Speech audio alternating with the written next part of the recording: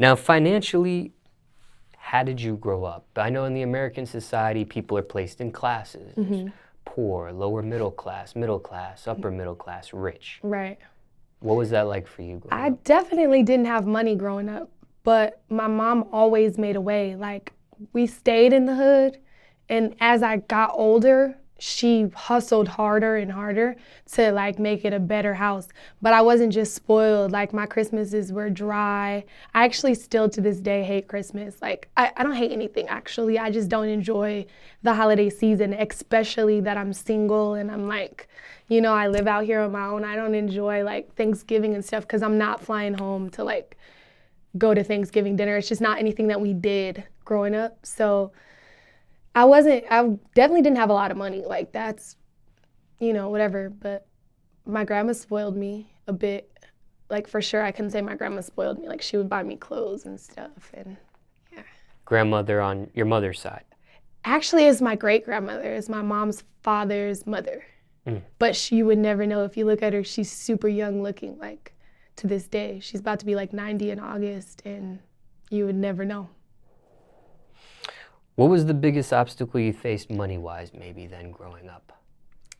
I would say, you mean like from the beginning, or are you saying now?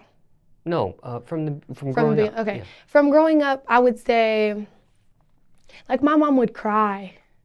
I would see my mom cry, and that was hard because, like, I can't do anything. But I got a job when I was 14. I had 3 jobs when I was 14 years old.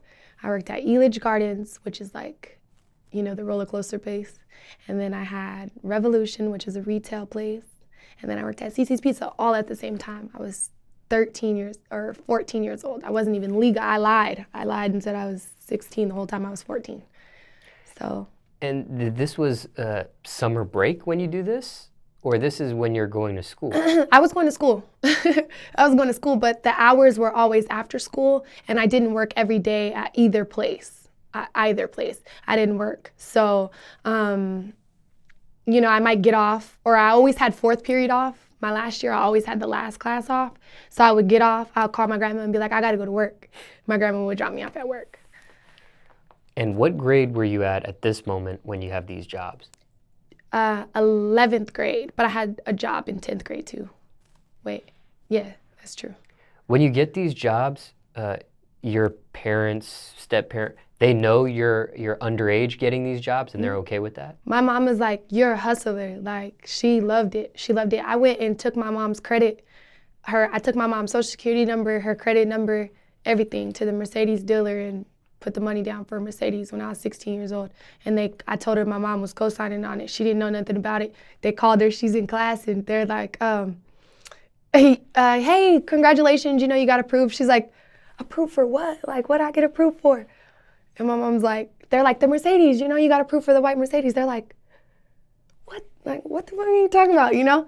And so then my mom called me because they told her or whatever. She's like, did you get the car? Like, she wasn't even mad at me because she was like, yo, my daughter's the shit, basically, because I'm gonna get it. If I want it, I'm gonna get it. And I didn't even ask my mom for $1.